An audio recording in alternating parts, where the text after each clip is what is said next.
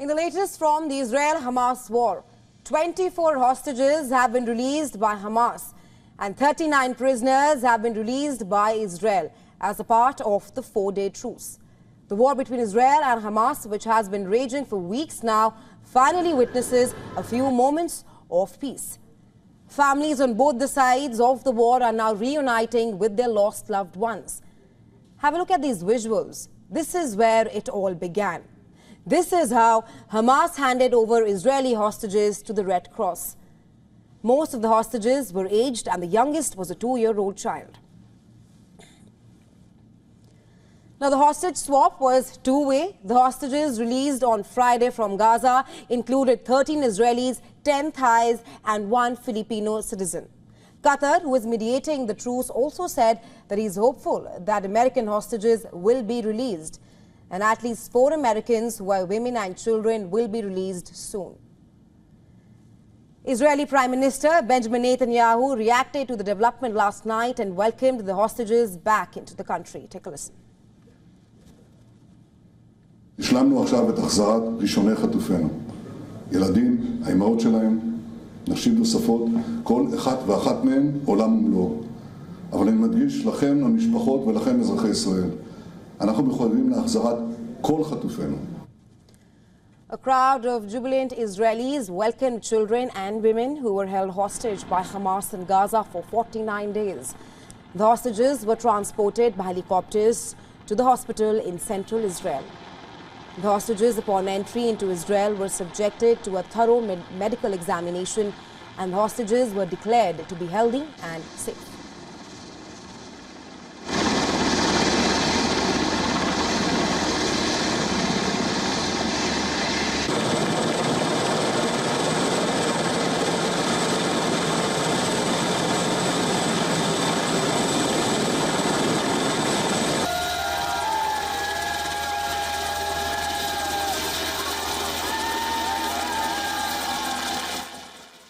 About half an hour ago, I was thrilled to be the one to receive 4 children, 3 mothers and a grandmother to the best and most caring hands here at Schneider Children's Medical Center of Israel. Their physical condition is good and they're currently undergoing medical and emotional assessment by the medical and psychological team here at Schneider's. We designated a special area that is very private, and there is also a team from our neighbor Beilinson Hospital that is assisting us in taking care of the women. Another 5 women who were Hamas's hostages were transported aboard a chopper to the medical center in Tel Aviv. Meanwhile, Palestinians are also rejoicing the return of 39 prisoners held in Israeli jails. A massive crowd gathered and cheered as prisoners arrived in a town outside West Bank. The release of the 39 prisoners is a part of the latest truce between Israel and the Hamas militants.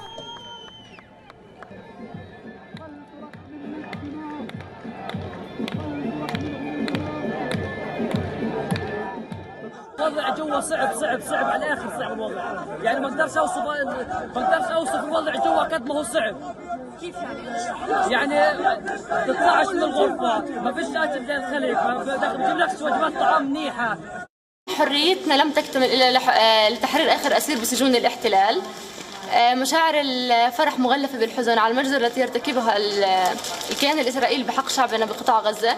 بنوجه تحية الوفاء والنصر لأهلنا بقطاع غزة. فاليوم نقدر نحكي إنه إحنا حطمنا السلاسل وأغلقت زنزانة التحقيق.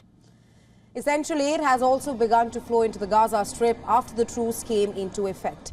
Trucks loaded with humanitarian aid entered Gaza through the Rafah border. 137 trucks of goods had been offloaded in Gaza, making it the biggest convoy received since October 7th. Up next, Israel has also received a list of hostages set to be freed today on Saturday by Hamas. This will mark the second day of the planned 4-day truce.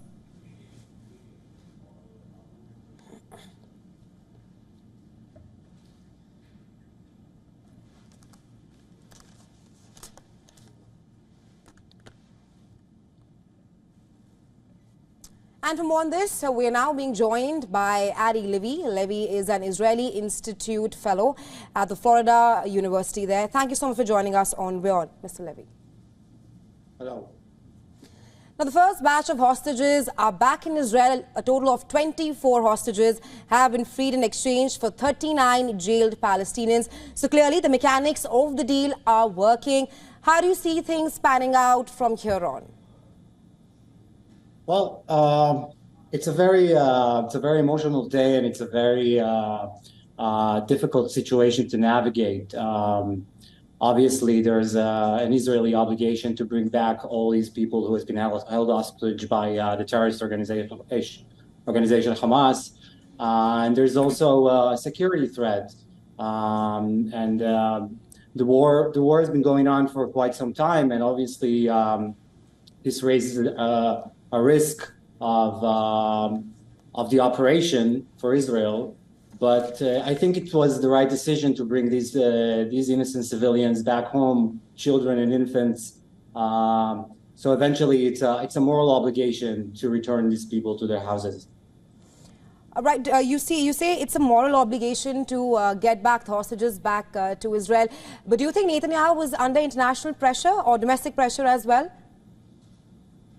I think that Netanyahu and Israel is, in general, is navigating a very complex situation. On one hand, it has a moral obligation to bring back hostages taken from their houses. On the other hand, it has to fight for the security of its people and eliminate the threat that Hamas poses, and all the criticism and that has been raised against Israel since the beginning of the war. So it's a very difficult situation to navigate, and at this point, I think under the circumstances, bringing back the hostages was the right decision. Right, Mr. Levy. There was some domestic pressure by Israelis to expedite this deal. And we heard that there was also international pressure on Israel to establish a humanitarian ceasefire in order for this deal to go on. But this does not mean that the war has ended. The threat is still there, and it needs to be eliminated for Israelis to feel secure again. Right, Mr. Levy, you speak of how Netanyahu has a complex scenario around him, where on one hand he needs to get back the hostages because he just released a statement in which he said that Israel is committed to bring back all the hostages back to the country. But while he has, the IDF is also clearly asserted on how the ultimate goal of the war is to eliminate Hamas. Do you think Israel will be able to strike a balance between these two? Again, I think it's a very complex situation, and under the circumstances, the IDF has been doing its a very, very intense work in order to first bring back its civilians. There has been ongoing negotiation to bring back the hostages and still inflict a strike on Hamas in order to eliminate its threat. So it's a difficult situation, and we're looking at a very long operation. I have no doubt that eventually the goals of the war will be achieved. And what are the chances of the truce culminating into a lasting and sustained ceasefire? I think that at this point, the government has said that the ceasefire, more than a 4-day ceasefire, is out of the question. Again, the work that needs to be done has not been completed yet. Obviously, many civilians are still under the threat of Hamas, and unless this threat is eliminated, this conflict cannot end. Right, because the IDF is also telling people in Gaza to not move towards the northern side of Gaza at the moment, despite the truce coming into effect. Again, so the war is not ended yet, and Israel is committed to take the necessary precaution to prevent harm to innocent civilians in Gaza. That's why it opened a humanitarian passage for civilians to go to somewhere that is safe. And therefore, since the war has not ended yet and the conflict is not ended, there's no point for them going back to the northern part of Gaza. Right, Mr. Levy, the U.S. has clearly played a major role in diplomatic parleys in West Asia, but there was no American in the first batch of hostages freed.